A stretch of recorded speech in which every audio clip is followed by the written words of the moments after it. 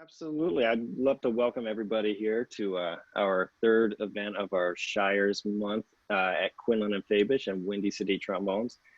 We're so excited to have Joe Alessi here to speak with us. We've got a wide variety of music educators, performers here, just ready to ask questions. And really, it's just going to be an informal kind of not just a talk, a roundtable discussion. We'd love to pick if any we're going to pick anybody's brain. We want to pick the best. So we so happy to have Joe here. Um, Thank you to the SE Shires Company for their wonderful support, Quinlan and Fabish and George Quinlan and the Quinlan family. And then again, I'm Kevin at Windy City Trombones. So thank you all for joining us on Facebook as well. Please feel free to like us on Facebook. That helps us grow and let you guys know when we have more exciting events. But yeah, that's tonight's format. But Sam, why don't you go ahead and Yeah, sure. So my name is Samantha Lane, and I am the Director of Sales and Marketing at the SE Shires Company. My colleagues Matt Nishida and Jeff Christian are also on tonight's broadcast, and so we're all thrilled to be involved and to welcome you here tonight. Tonight really is special. This is such a treat. We have a really great collection of music educators and performers, the whole gamut. But on this call with us here, in addition to everybody else who's watching on Facebook, it's going to be really interesting, really dynamic. We'll be taking some questions from the people who are on the Zoom call. We're also going to be taking some questions from those of you watching on Facebook. So please feel free to write your questions in the Facebook chat. And for our visitors here in this Zoom link, you can write your questions in the chat and we'll queue them up. You can ask them live if you'd like. Just a reminder, we're doing a really wonderful giveaway, and it's a very exciting raffle. So everybody who's watching, whether you're in the Zoom link or you're watching on Facebook, you can register at www.seshires.com/WCTB, so Windy City Trombone. I did link that in the Facebook comment, so feel free to just go and click that link. We're doing a handful of raffles for some swag items. We have these handy dandy Alessi scale up and excerpt up practice tools. So those are going to be in the raffle. Joe's got one right here. And then the grand prize, the person who wins the whole thing, is going to win a free and virtual lesson with Mr. Alessi himself. So it's a pretty fun giveaway. It's free to enter. So seshires.com/WCTB. But from here, I think if everybody's okay with it, I'm going to turn it over to Mr. Alessi. And tonight's format, we're talking a lot about teaching and pedagogy and that type of influence for a young player all the way throughout their training. So getting to hear from you, Joe, maybe about a little bit about yourself, but also your own experiences as a player. Sure. Well, thank you. Thank you to George and to Kevin and to Samantha for inviting me tonight and to be amongst all my colleagues here from the Midwest. I was born in Detroit, so have a lot of Midwest relatives. So I'm one of you, don't forget. And and I heard that a lot of our panel here are educators, and a lot of them are middle school band directors. And ironically, when my father left New York and went out to California, he became a middle school band director. That was one of the things he did. And then a junior college band director. So he loved conducting bands, and probably I'll do something similar down the road. I love to conduct and work with groups. Right now I work, a lot with the Juilliard Trombone Choir and conduct there and learn how to be a mediocre conductor.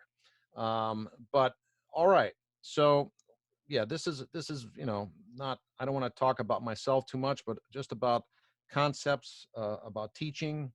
And every time you teach a lesson, you learn something more about how to teach, because there's every student is different and they bring a different set of problems, and you want to be helpful, and I don't profess to have all the answers, but I do know some things regarding a little bit about how to teach. Now, speaking of my father, he was an amazing brass teacher. And listening to him teach all the time, he was very confident on how he delivered his message.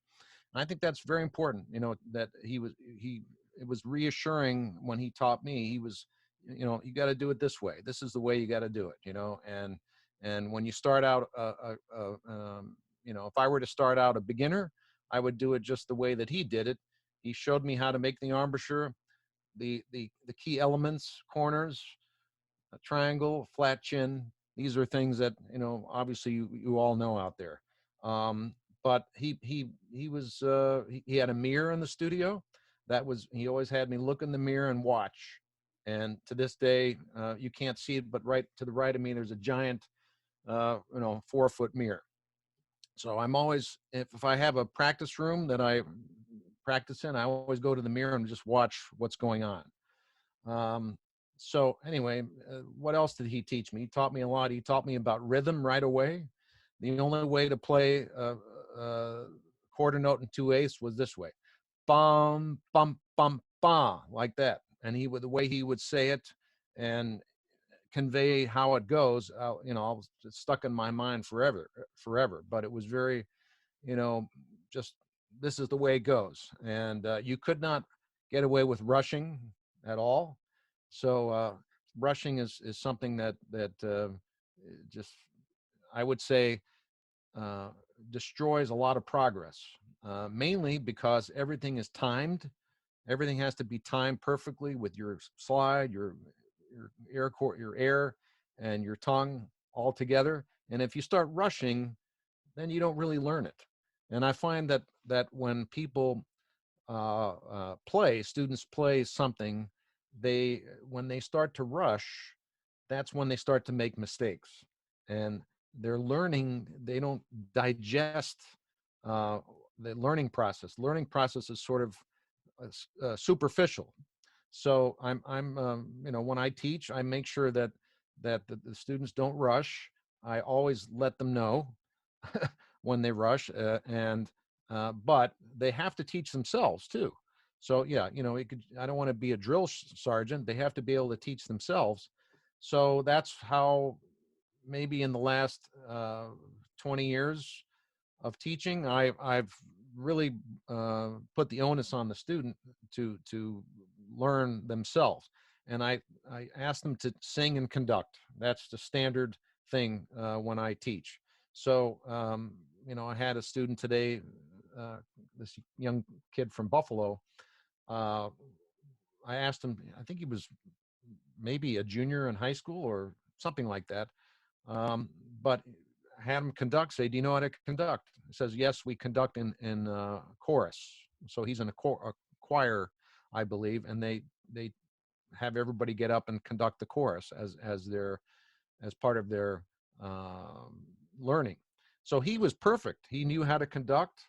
So I teach all my students to conduct 4/4 time, 3/4 time, maybe a little bit of 5/8 here and there. And then I have them sing, and said, please sing this. Now, just the other day, we had I'm just going from one thing to another here, but just concepts that are come up. But just the other day, we did a low brass class and at Juilliard Live, and the students decided to surprise me, and they sang a barbershop quartet. Okay.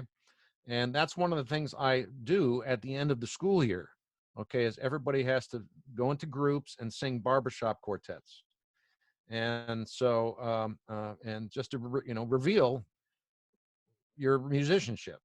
And because you can hide behind an instrument very easily. So anyway, so this one student sang in this group in this barbershop quartet. I didn't know they were going to do that, and I was kind of shocked. But it came time to do this. I think he was singing the baritone part, and his minor seventh, dominant seventh chord, and his minor seventh was very high. And when he resolved it to the major third, that was high also. And I said, did you hear that? I said, no. So, okay, let me sing. So I went in the group and sang, and his assignment from that was to record all the parts himself. So, just that's what his assignment was. And you know, and sure enough, he did it. He recorded it and did all the parts. It was a little bit better, and for sure, but it still was a little high. So anyway, as far as intonation is concerned, I just call myself intonation police at Juilliard. So I'm, um, you know, if there's something that's out of tune, I constantly, you know, correct that right in the lesson. Now I ask them people to sing it, of course, but I think the fact that I'm constantly correcting the intonation, it's sort of, they begin to memorize the place where it is, you know, and sometimes it takes 20 tries or 30 tries or 30 reminders on one note. um, you know, especially the most often played out of tune notes, which are the F partial, you know, F above the staff and down, F, E, D flat, or E flat and D. I'm especially sensitive to that because, wow, around the world, people play all these notes sharp. And even I catch myself playing these notes sharp as well. And so it's something that you just can't remind the students enough about. Now, Tim asked me to talk a little bit about timing and what I do for that. So again, when I taught the lesson, it's fresh on my mind, and I talked about this. What was the student playing? A Voxman, I believe. I love this book in case you would like to show your young trombone students something interesting to play. The Voxman 60 selected etudes. I'm sure you all know that. I wasn't familiar with that book until maybe well, this last couple of years. So I just, a book I never used, um, and so I playing. One of the things during the pandemic, I'm just looking in my etude uh, folder on Dropbox, and there's tons of etudes on there that I've never played. I started messing around with the Slama etudes, and anyway, so uh, he was he asked me about this. He asked me about his well, two things happened. One was the legato was not happening, and also his articulation timing. As far as the legato is concerned, I'd like to just talk about that.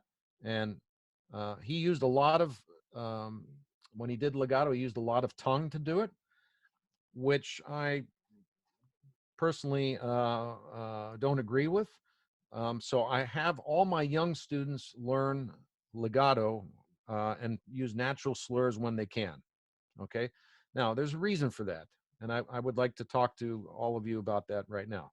So, um, first of all, number one, when you use natural slurs, it promotes airflow. I think it promotes embouchure development more quickly. You actually have a more of a more knowledge about what can be done and can't be done on the trombone. Okay, so I've had a couple cases where I've taught some master classes and somebody's using legato tongue all the time, and then I ask them to use natural slurs, and they don't know how to do it because they don't know what are the possibilities. Can you slur from F to A? They're not even aware of that. So, and then they have to learn the instrument in a whole new way. So, certainly, uh, for myself, I use some legato tongue when I play. Occasionally, I'll sprinkle it in there here and there if it facilitates the passage. I'm working on this new concerto, this Chick Corea trombone concerto right now, and I have a lot of decisions to make in this piece. You know, whether I'm going to use a natural slur or not. But fundamentally, 90% of my options are natural slurs. So my advice to professors is to have your students first learn natural slurs and get them to and get them to understand what happens with that.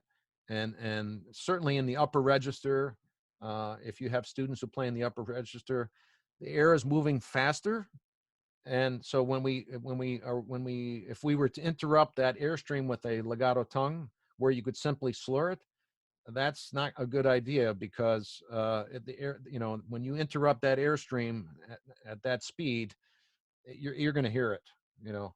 And I can always pick out somebody who plays with tongue all the time. There's just something about it. It may be all matched up, but it sounds wrong to me. So it's just, um, it just sounds notey to me, and I don't hear that wonderful flow into the next note. And that's it, airflow. I like to hear the airflow. If it was an octave slur, for instance, in Zarathustra in the Strauss big passage, you know, some people will use a tongue for that, but I like, there's something very courageous sounding about a brass player making a slur up and a slur down. So more natural slurs, and blow through the bottom note was always something that my father said, when you go for an upper note, it's the bottom note that's important. And just to talk about that briefly, I don't know, I don't even think anybody told me this, but I came up with my own mental image of that. You stand on a diving board, on a spring-loaded diving board, and you're ready to jump off as a little kid. Remember that time? And your first motion is to go down. Okay, so this loads the spring up, and then it's easy. You just jump up. So I give the students that kind of image to follow. Now, for yes, Hey, Joe. No, I was just gonna say, I hate to jump in. We're yeah, getting some really fantastic questions too. okay, So at some point, let me know yeah, when it's a good time for you, and I'll yes, start. yes. I'm gonna Is that okay? talk about the timing thing, and then Do we'll it. Yeah. move on there. But now, here's my vision about legato, and I'm sure you all agree with this, but a lot of students don't know this, or they. So I love using a chalkboard in lessons. Okay, it's great. I put all kinds of images up there and little things, and sometimes some funny things, but I like to just draw a note, okay, and then not on the staff, but just on the board, a circle, and then draw another circle about 1 foot away. And I said, okay, this is a D and this is an E, okay? So in legato playing, when should you move the slide? Now, most people get this right, but sometimes they don't. They say, oh, you have to move it right away. No, no, you don't want to do that. Move the slide right against the note that you're going to, okay? And when I teach the legato tongue, I always start having the students sing. What I really do is I play, for that particular subject, I play the role of the student, and I have the teacher, the student play the role of the teacher. So I ask them questions. Now, how do you do legato tongue? Well, you use the syllable da. Okay, you mean like this, da da da da, like that? No, no, no, and it goes. And then we have this dialogue, and anyway. So what I do is I like to teach uh, teaching legato tongue just with the ah syllable first. Have them sing ah like this, ah, and then say the consonant. But if the consonant is not da, we'd like to think it is. It's something else. Something else. They have to kind of rewrite the alphabet to really figure out uh, uh, what used to be is. Okay, so what is the actual place of the tongue? But to me, it's between a D and an N, I would say, somewhere in there. So ah da da, and then I show them visually what's happening with the tongue. So you're just kind of brushing the roof of the mouth. So I explain that like this, kind of very lightly. And so it's not any kind of striking that's going on.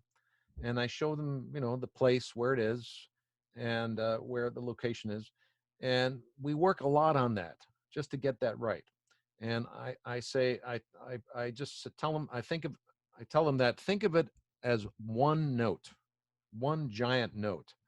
And, um, and keep thinking about the vowel. Don't think too much about the consonant, but the vowel should be predominant when you think of your legato. So the timing is that for the slide, and I use I like to use technology to examine, Bordoni's, just like my teacher did with me. My teacher played in the Chicago Symphony, Glenn Dotson. One of the first lessons I had with him in Philadelphia was he had a reel-to-reel machine, and he recorded me at 7.5 inches per second, and then he flipped the switch, and we went down to 3 3/4. And first time I ever heard myself in that speed, and just absolutely astonishing what I heard. And so I like to use this for teaching, to have your students record something and play it back at half speed. Very, very useful for teaching, and really wakes you up and sobers you up fast as a trombonist. So anyway, now as far as the staccato, this is the exercise that I showed the students. So I'll take my wonderful Q series trombone here. So unlike legato playing, where you have to move the slide as late as possible, I encourage the slide to move as early as possible. Okay. And here's my thought on this. Okay. So your tongue can go like this. Okay. Now to think about your slide keeping up with that is really mind blowing. Okay. But especially if you're going back and forth, and that's a whole nother subject, back and forth playing with your slide. But so we got to get the slide to arrive on time. Okay. And that's part of the problem why, uh, you know, uh, staccato playing doesn't sound clean. It's because the slide is not there in time. Okay. So we want to encourage that. And we just do a little exercise like this. And I call it maybe some of you have heard me talk about this, but it's called the hot note exercise. Okay. So this microphone is hot and I don't know about it. I go like that. I remember getting burned once when I was a kid, and how quickly you react. And, and so what we do is just create that little exercise. So just play very short. I would recommend not having the student readjust the embouchure or breathe or anything.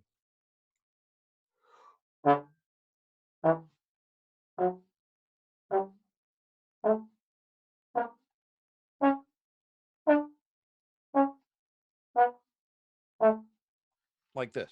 So I call it, the note is hot, and then you move to the next position as soon as possible. And the next thing I tell them to do, it's just very simple. You're going to play your scale like normal length and so forth, but you're going to keep that same feel.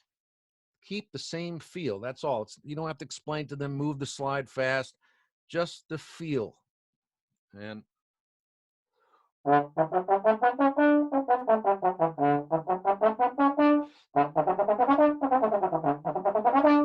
right. And so, that's I've had tremendous success with just that little exercise, just like that. Does that sort of answer your question, Tim? I know that's Nope. That's exactly what I was hoping you'd clarify. So thank you. okay. Good, good. Yeah, and again, this is a great panel here. So please chime in whenever you want. Any comments or questions? Yeah, let me pitch a question to you, Joe. And actually, I'll let Brian himself do it if you're cool with it, Brian. Brian, if you Yeah, wanna, take yourself off. Cool. sure. So hi, I have a student, very advanced. He's in ninth grade, and he's a principal of the Chicago Youth Symphony Orchestra. And it's a little tricky to teach him as well as I used to over Zoom. I've been teaching him for about 3 years. And I'm wondering if you have any advice for how I can encourage him to get as good as he possibly can without discouraging him. Mm-hmm. Okay, yeah. Now, I am teaching a 15-year-old kid right now. He's, so I relate these questions to my own students and some pitfalls. There are pitfalls to teaching young students, and you got to be careful. So you want to work and have them introduce repertoire and so forth. So this kid is 15. He's from Beijing. Okay, he's absolutely phenomenal and smart, very smart. Asks a lot of questions. Very inquisitive. I think that's a sign of also of a great student. Any great students I've had, they've asked so many questions that, come on, get away, you're bothering me. So many questions. No, but it's that's a sign of somebody who's really really gung ho, and so this kid, unfortunately, he's 15. He can play in the upper register, and I said, okay, let's have him try bolero. Okay, but that was a mistake. Okay, so the mistake was I wasn't there with him, to supervise him, and so on the lesson yesterday, his lip was swollen, and I said, no, so you have to teach kids, hey, to stop or know when you're going to hurt yourself, and that's very important, I think. So I said, listen, I don't want you to play now for, you can play again when the swelling goes down and when the pain goes away. And he said, okay. And said, and also put ice on it, and put some ice on it in the morning and ice on it at night. And so I'm sure he'll be fine. He's a young kid. Um, and, but you have to sort of know when to teach the kids, hey, don't practice emotionally. Try to practice, very carefully, and maybe recognize when you're forcing. So some kids do have to be told that. So anyway, this is what he does. He writes a lesson report. I wanted to share that with you. Okay, so this is a 15-year-old kid, and you can see. So all my students have to do lesson reports. I don't know why it's blue there, but and what they do is they record their lessons, okay, which I think all students should do. So that should be part of their scene. And what's good about that is they need to listen to themselves, okay? So the only way you can be sure that they're listening to themselves is to make them do a little lesson report. And so he's very so he's look how my writing is not nearly that good. So and he's Chinese, so he lives in China. So he's, he wrote down some things. I told him about warming up. That, hey, warm up can be about 20 minutes, but very very easy warm up, not in a hurry. Okay, so the reason why I gave him 20 minutes, so he's not, I explained to him, you got to work on the sound. You got to make a nice, rich, full sound. You have to do some soft, slow slurs. Okay. And so that's something he wasn't doing, actually. And try to imagine hearing your sound. I say this a lot to my students, 360 degrees. So you hear yourself in front of you, behind you, to the sides. And anyway, and he wrote some goals here, which is great. This is what he's working on. So let's see. The rhythm and some etudes, certain music are needed to be completely accurate. A common is like play the 16ths and dotted notes. They sound like 30 seconds. Okay. The dotted 8th and 16th note, I have at least 3 or 4 lessons on just that rhythm to make sure they do it right. And then that's his assignment there. And he needs to know some English. So we talked, these are some words he has to know. The mouth cavity is, resonance and overtones. So I'm also his English teacher as well. So anyway, but he's worth the effort, for sure, because he's so interested in playing. He's very interested, and or I just wanted to share that with you to show you that I do require a lesson report, even from a very young player who's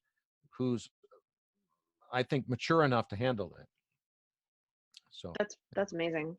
Joe, yeah. I've got a question coming in from the internet here. Sure. And this one goes back to your articulation you were talking about a minute ago from Eric Johnson. He wanted to know, could Mr. Alessi talk about the different types of tonguing and how he would teach a faster tongue, not a harder tongue? Right. Yeah. So for the faster tongue, I tend to move the tongue further back. Okay. So, and almost, starting to move towards the da syllable. So da. Okay, so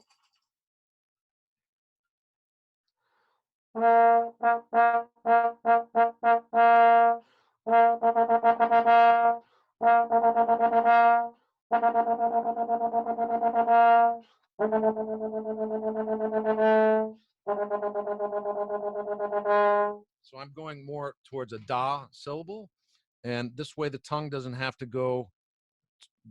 travel as far. Okay, so when you go da and ta, okay, ta is more distance to cover, I think, and slows you down. Okay, so the da is more on an angle, and it's allows you to have more facility in faster tonguing. Nice. We have another question here, and it's from Tom Bracy, who's on our Zoom right now. So, Tom, if you want to go ahead and ask Joe your question, that'd be great. Sure, Joe. Everything you're saying is just such great advice for all of us and all of our students. I have younger students, fifth, ninth grade students. What advice do you have for them, and how do they keep practice exciting, especially in these early stages? Well, one of the things I did, and well, first of all, always work on your students' posture. I, when I remember high school band and middle school band and so forth, we had the trombone players. Some of the postures that I would see was comical, very comical. Hand on the knee, and playing like this, and just all kinds of weird things. So I think that's one of the things I would do is try to teach everybody to sit tall when you sit on the edge of your chair. So I even tell that to my college students, and I asked them to sit in the edge of the chair, and then I asked them to arch their back a little bit, okay, especially when you breathe in. Okay, so the back now is arched, and then I can really feel like I can support and have a little bit of power there. Um, uh, but one of the things that I remember doing, I didn't have there wasn't there was very few trombonists around, excuse me, that played at my level. So I just started doing duets with myself. And I remember I had a little realistic or Radio Shack, um, uh, cassette deck. And I just started, took a duet book, and it was a book of popular songs. Okay. And somebody I wish I could find that book again, but that Never on Sunday was in there. Da da da da da da da da ba do da, that one, and there were little songs like that. And I just started. I said, "Wow, I can play these duets with myself," and I thought that was the coolest thing in the world. And I did a lot of that type of thing. And my parents would come and say, "Wow, what are you doing?" I thought this was amazing. And so it taught me some things. It taught me about intonation and where to place notes when you play duets, where there's an implied major chord and minor chords and so forth like this. And I kind of had a sort of an understanding about that. Um, this this one kid that I just mentioned, the Chinese kid, I was trying to tell him, or one of the etudes in the Voxman is a valse lentamente. And so I asked him, what does that mean? And he said, I don't know what that means. And said, well, what does valse sound like? Well, it sounds like waltz. Good. I said, sing me the most famous waltz that you can sing me. And he said, well, I don't know. I don't know any, so, and so I said, do you know about Tchaikovsky's Nutcracker? He says, no, I don't know that. And says, so your assignment is to, listen to the whole ballet, watch the whole ballet with the Tchaikovsky Nutcracker. And he did. And I said, well, what did you think of it? Well, I liked the music, but I didn't like the dancing very much. So he did like the music, but he discovered about the waltz and what that's about, and so I was very happy about that. So that's one of the things I think that the students and the teachers can do is just have a listening session.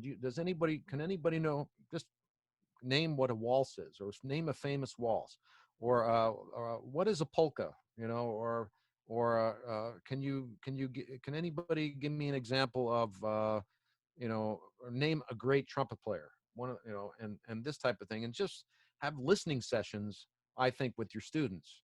It's a little bit of prep work on your end, but I think it's worth it to educate students of what instrumentalists of the past were famous and for what, and even so, this kid that I'm teaching, I have him listen. I actually have him make a list of his favorite artists in each instrument. So, for instance, he has to name uh, two famous flute players and listen to something of that flute player, one of those flute players. And so, just to get him to listen, do some listening, and I think that would be a great thing to do, and to keep people motivated. And Joe, this is maybe a follow-up question we've got. It may be a little bit broad, but kind of coincides with this. Someone wants to know what, in your mind, makes a great student. Uh, well, I talked. I'm very good friends with my clarinet professor at University of Florida, my good friend Mitchell Estrin, who's from Chicago actually as well.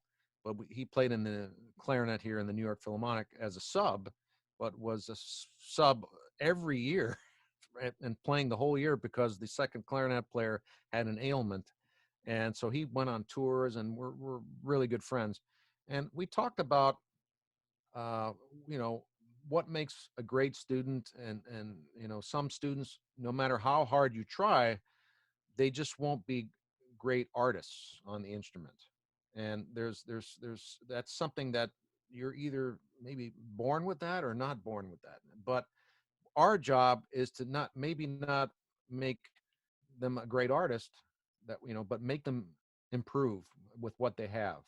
And that's the only that's a I think kind of a liberating thing when we talked about that, and it said, hey, you don't have to make them a great artist. Not everybody's going to be a great artist on the instrument. But we can get them better from where they are, and help them to understand what to do. So yeah, the what was the question again? Say it one more time. Sorry. Apologize. It was just a generic question. It was, what makes a great student? Yeah.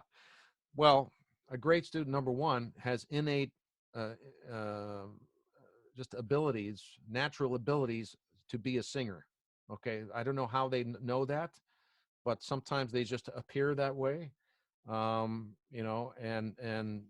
they might learn it from singing as a young kid in choir. They might learn it from,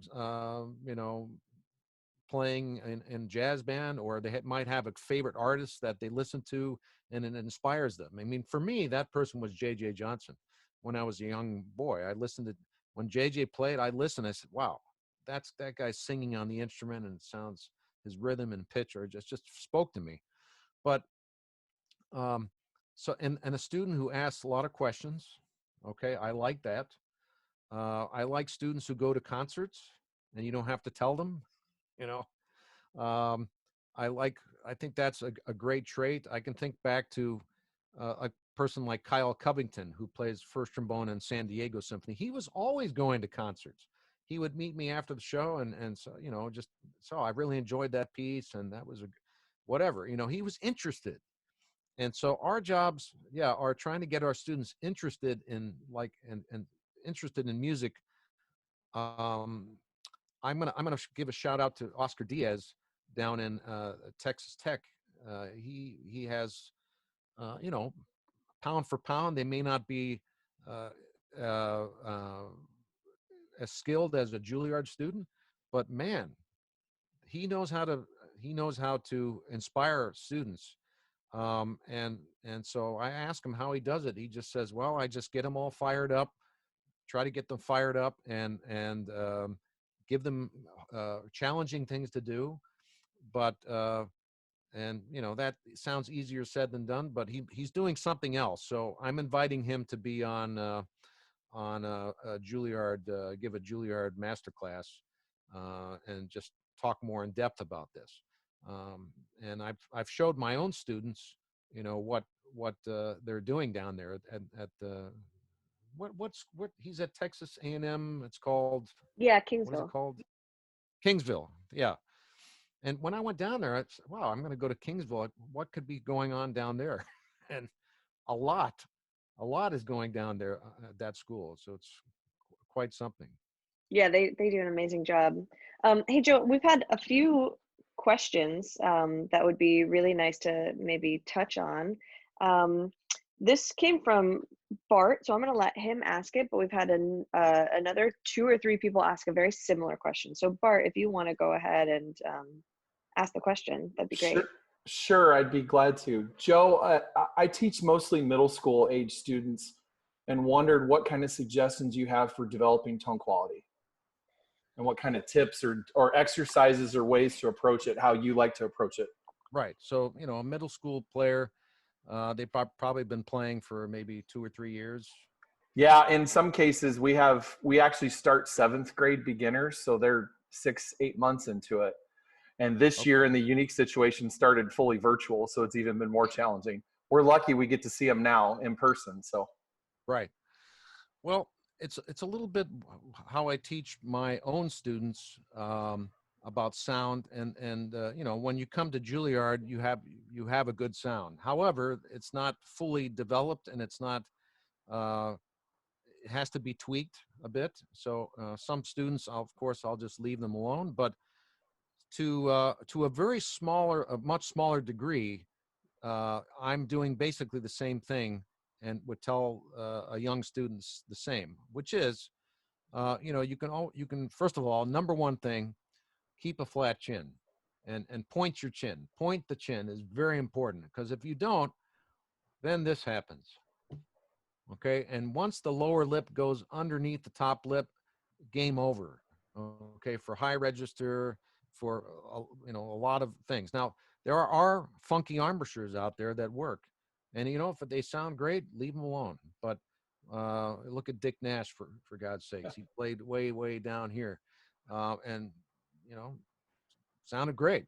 And I've had other students that have had strange embouchures, and as long as they can do what they need to do, I just leave them alone. But anyway, yeah. So the placement of the mouthpiece, I think, in general, is not where Dick Nash plays. That's not the common place to play.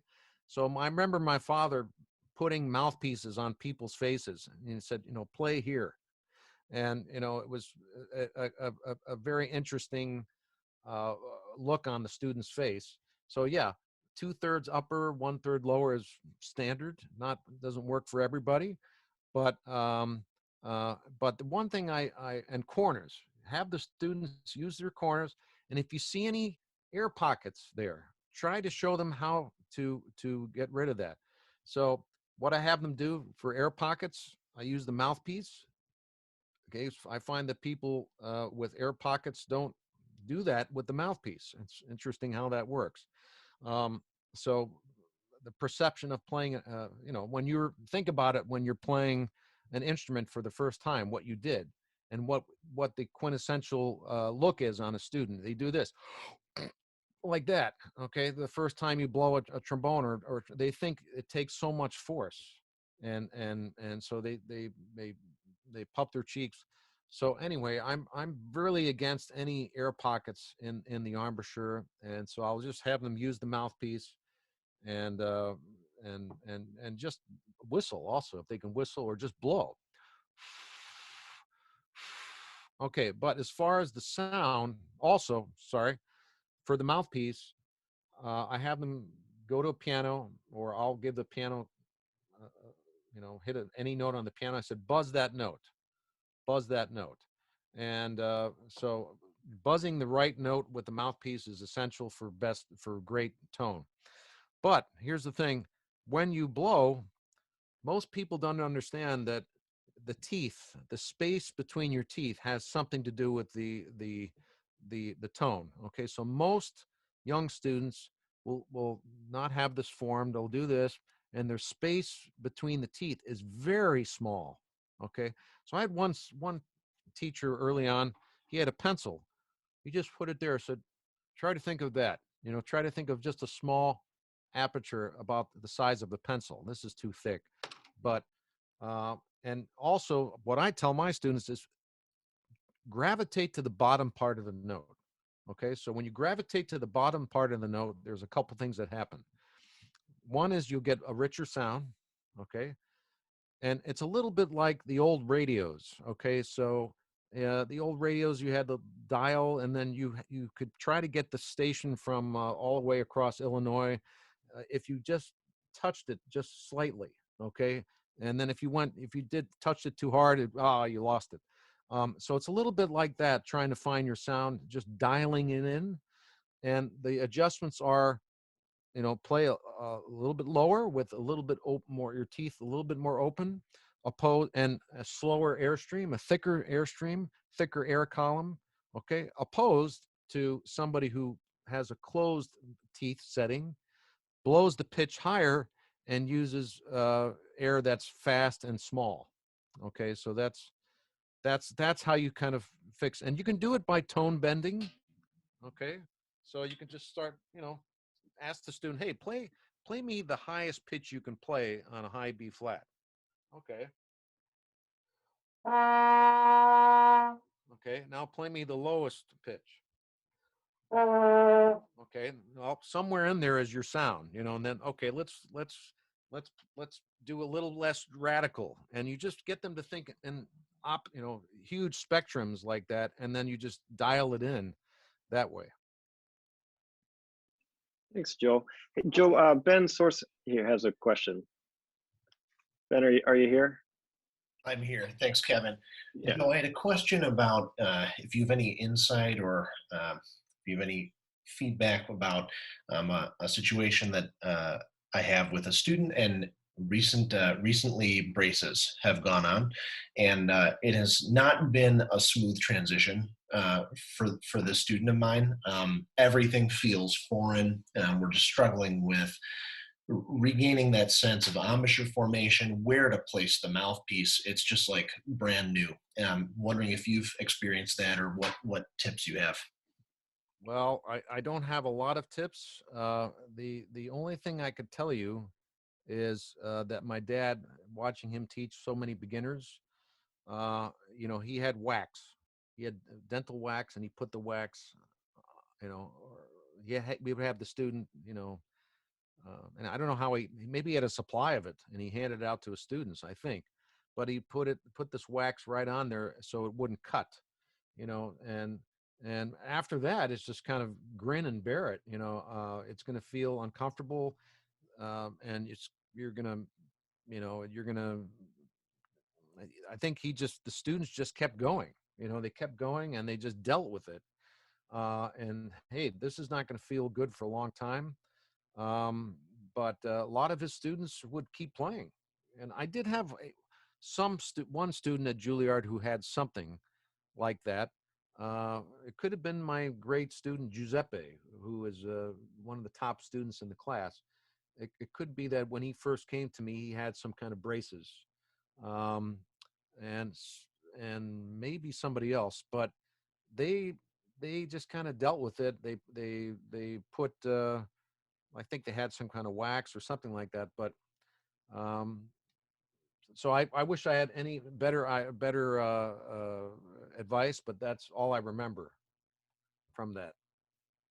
I don't encounter it very often. So, what do you do exactly? Do you have the students play with any wax or anything like that, or? The issue that my students having isn't as much one of pain or discomfort. It's purely just more about setup, physical setup. But as an aside, I mean, for comfort, I'm pretty fond of the Morgan bumper.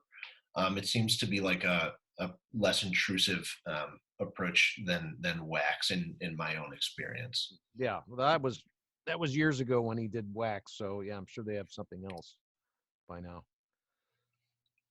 Hey, Joe, we had a great question that came in from Daniel on Facebook, and he said, "Greetings from the studio of Thomas Ashworth in Minnesota. Oh, nice. But he'd love to know what other musicians, trombone players, or other instruments do you base your own tone color and stylistic ideas off of, whether you're playing tenor, alto, jazz, or in other scenarios?" And Dave Sporny said it really well. Who are your sonic heroes? Oh, well, okay. Well, obviously J.J. Johnson. You know, I've mentioned him many, many times. I got to record with him. I was so happy. It was a dream come true towards the end of his life. Um, um, Bass trombone. I love George Roberts. You know that quintessential sound. Um, uh, my own sounds probably come from my mother. You know, my mother was a great singer. She had such sonic, uh, clear, focused tone, but very lyrical, very singing. You know, so I you know, I've in the past I've played my mother's uh, you know, recordings for when she was at the Met, but you could hear what I mean, you know, just the lyricism and um, but I also think my father had something to do with this too. One thing I want to say about the sound and so forth is he always stressed an immediate sound. Okay, so he had me practice those exercises in Arbonne that go like this, and he said get a ping. He wanted I'd like you to get a bell or ping sound. So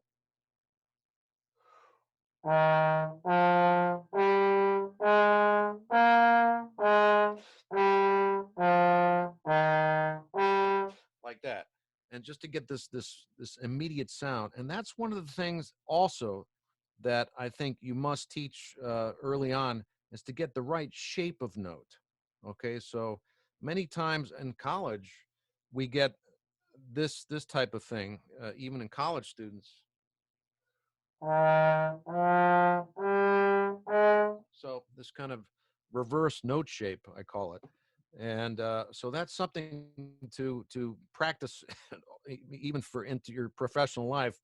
You know, just practice getting the air out on time so that you end up with a big sound and then it decays, rather than a note that starts out small and gets big. So that's something I think is really important. But yeah, my dad had a nice fat sound. You know, he played on the record, the Gunther Schuller's Symphony for Brass, when Gunther Schuller recorded that the first time in New York. But he had he had a nice fat sound, so I probably got that from him as well. And listening to Luciano Pavarotti, I think, was also hugely inspirational, and to the point where I would sing along with him in the car, trying to sound like him, and unsuccessfully. But you know, listening to Glenn Dotson, listening to my teachers, Mark Lawrence, and just had those people had a lot of influence on my tone concept. And Joe, can you maybe go in? We're talking about tone. The horns that you're developing now, the Q Alessi, we've had a number of those come in the store, and they're just tremendous. And the sound on those are so special and so unique. Do you have any, when you were developing that, did you have that? What was going through your mind? Well, yeah, I mean, I started out, as you know, on a Bach horn, and then I went to Edwards, and now I'm with Shires. So, uh, but there was a horn that Glenn Dotson gave me, a Bach, that had some different metals.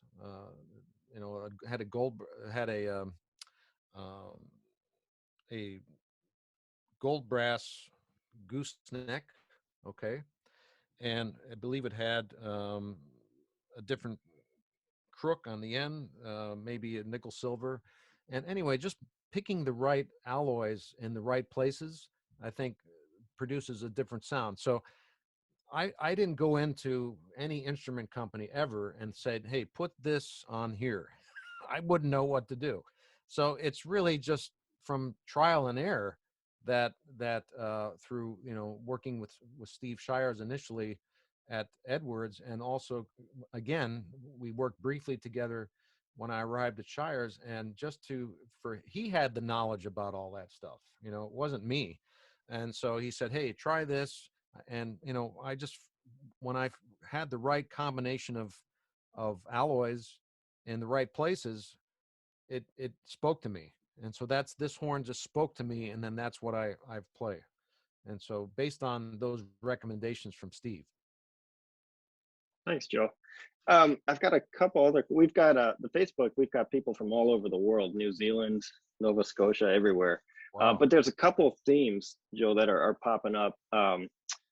There's a couple of people asking about the low register, how to just kind of relax and open up in the low register. But then there's also a couple other people asking about the high register, tension, and I guess they're having problems with tension in the high register. So if you could maybe just go on those two. I make my most of my money in the high register, so I'll talk about that first. I'm more qualified to talk about that, I think. Well, yeah. Again, these are concepts that I learned early on, blowing through the bottom note. You know, so it's not the top note that's important; it's the note before that's important.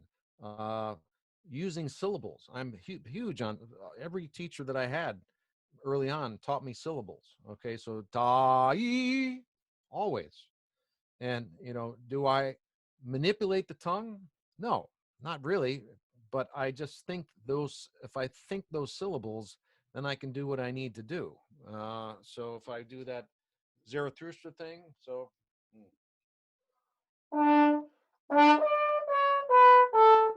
right, just to slur up to the high D, it's the bottom note, and saying ta-yi, okay? And so when I sing to my students, I'm always so dot dot dot dot dot dot dot dee, dot dot dot dot dot. So I'm always doing the top note, dot dot dot dot dee, like that. And I'm always having them sing. When they sing, they have to sing back with those same syllables. So the syllables and the different vowels have huge impact on your high register. Okay, and I could go into, you know, a lot of technical reasons why that happens, but the tongue has, you know, does probably change position, I'm sure, and I know it does. But I don't think about, hey, move your tongue. I don't think that. I just think the syllable, and then it makes it work automatically. So, and obviously that does affect the speed of the air. So speed of the air, I had one teacher a long time ago, he said, you know, pucker. Instead of smile, pucker. And I'll never forget that. That was very, very helpful. Try to keep more lip in the mouthpiece, not take lips out of the mouthpiece. Okay, so you want vibrating surface. I know this is weird, but do sit there in front of a mirror and just make an embouchure like this and hold it and stare at it, you know, and something like that can really help the student to understand the structure of what goes on here, so that we're not, again, like I said, this is a high range killer, is bottom lip going underneath the top lip. Okay, so you can learn that just by holding your embouchure and memorizing that place just right there. Low register, it's my face, everybody's face works differently.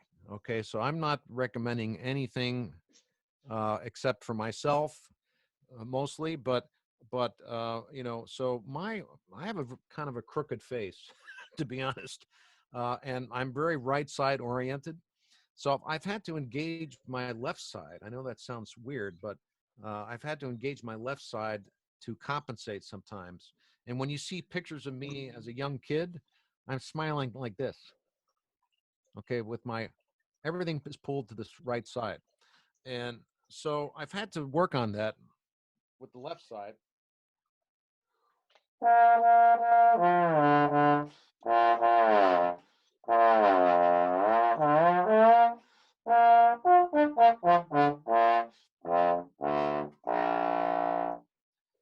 So I'm as far as pedal notes, I can safely say I'm pretty good at those.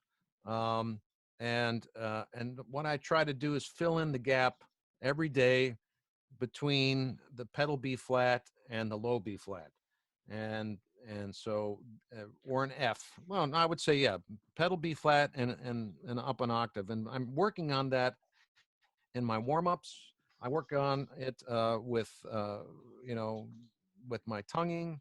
So I'm constantly working on those things and how to get my face to work properly. So it does involve engaging, right and left side for me, as well as my jaw, of course. But I love to do the pedal. Sorry, I love to do the glissandi exercise for young kids. Just start out doing this.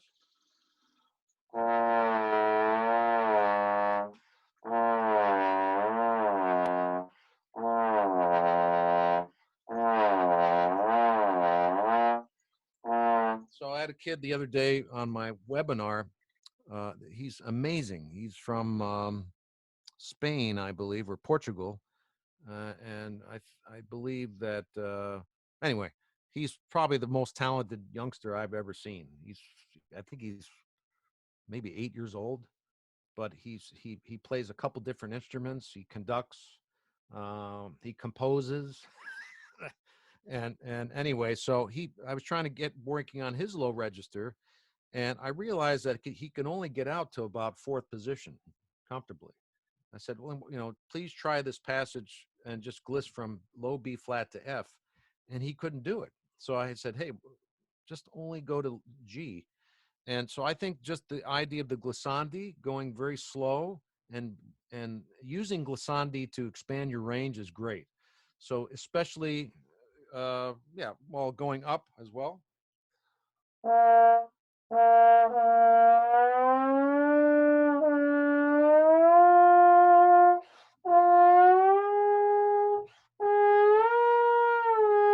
Right. And so I'm constantly using that to just very slowly. I don't have all day tonight, but I don't have a lot of time tonight because I know we have to run, but I would have them do it so slow and take many breaths to help them, just get to the next level. The one other story I do remember is helping somebody with their high range, and it was kind of a mental block for this person. Um, and I tried pretty much every trick in the book, but what I did is, and it was the first time I ever did it, and I would use it again. It says, "What is your favorite melody?" And he said, "Well, it has to be Princess Leia's theme song." You all know that, so.